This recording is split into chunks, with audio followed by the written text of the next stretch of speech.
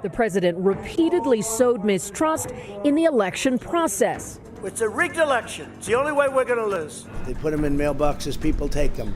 They take them from the mailman, and they print them. They fraudulently print them. It's a very bad system.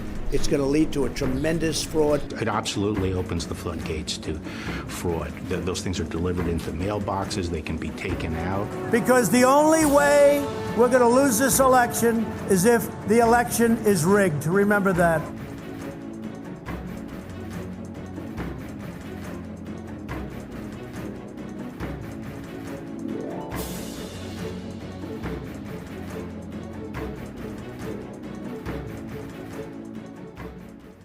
USPS has removed high-speed mail sorting machines from facilities, which would be used to sort ballots come November 3rd. One report says they planned to remove 502 mail sorting machines, or about 13% of its total inventory by September 30th, right before the election.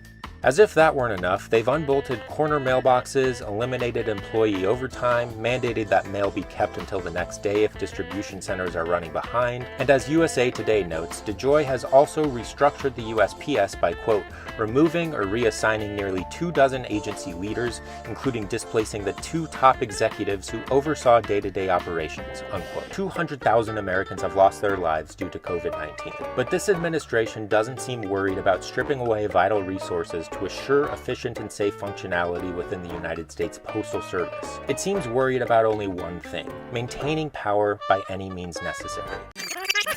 Maintaining power by any means necessary. This morning, Texas voters suing to overturn an order from the Republican governor restricting the number of ballot drop boxes in each of the state's counties to just one. They have House Bill 1117. This proposed law self-professedly aims to restructure election administrations. In the even-numbered year, the chair shall be a member of the political party with the second highest number of registered affiliates as reflected by the latest registration statistics published by the state board. So you might think, well, that's odd. Why would it be the second? Hey, wait a second. Who has the second highest party registration? Well, damned if it isn't the Republican Party. So first of all, they're saying, well, we get to run the elections in even years, but it's okay, we're being fair. The Democrats get to run it in odd years. That's fair. That's fair. Okay, now you want to guess when all the major elections, including federal elections, happen? In even years. Well, what a coincidence that turns out to be. In California, a criminal investigation is underway after unauthorized ballot boxes began popping up around the state. Now, we can't independently verify these images of what are being called fake drop-off boxes, but people online have been spotting them near churches, gun shops. They look virtually the same as some official boxes. The Republican Party has admitted to placing them in Los Angeles, Fresno, and Orange counties. California's Secretary of State says the boxes are illegal, but the party is refusing to remove them. But the party is refusing to remove them. But the party is refusing to remove them. I am the law and order candidate. I am your president of law and order. Trump told the Ukrainian president, the United States has been very, very good to Ukraine. I would like you to do us a favor. There is a lot of talk about Biden's son. Biden went around bragging that he stopped the prosecution. So if you can look into it, a US president caught asking a foreign leader to pursue an investigation against a political rival. Many also suspect that a $400 million arms deal to Ukraine was being linked to whether Zelensky followed through on Trump's request. Profound legal questions about whether the Hatch Act is being violated. This is the first time ever that a sitting Secretary of State, a sitting Homeland Security Secretary have appeared at a convention. $35,000 apparently signed by the president himself, dated August 1st, 2017, while the president was in office, while he was president of these United States. Cohen says it was part of his reimbursement for the hush money paid to Stormy Daniels before the election. Now, let's be clear.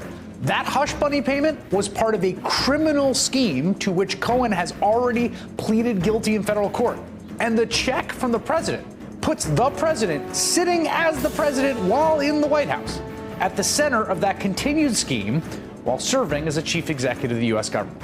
The president is, just as a matter of the public record, implicated in a criminal conspiracy to violate campaign finance law that has already resulted in a felony plea that has been sworn onto by the Southern District of New York and the judge in that case, all of whom agree that there was there was a criminal violation of campaign finance law. And today, Michael Cohen comes out and shows a check the president wrote in August of his first year of office. The headline that should be ringing in every house in America is that the president of the United States ordered draconian measures to expel peaceful protesters so he could get a photo op.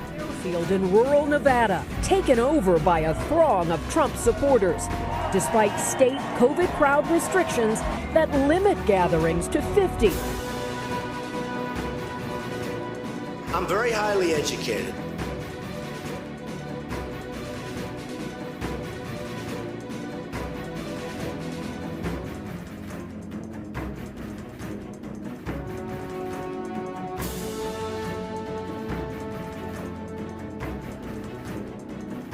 I will build a great, great wall on our southern border, and I will have Mexico pay for that wall.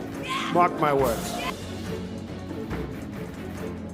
So the Trump administration is diverting $3.6 billion in military funding to pay for the president's border wall.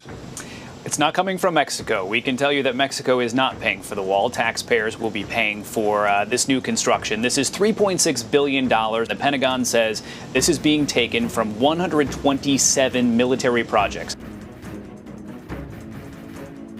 I want each and every one of you to know that we will always protect those who protect us. You protect us. We are always going to protect you. The Trump administration is eyeing billions of dollars in cuts to the bloated military budget. The only problem is the cuts would do away with funding for health care for troops and veterans. That Congress just approved an increase in the military budget. So to see the Trump administration now turn around and threaten to cut funding for health care for the troops and for vets gives you a sense of where their priorities really are.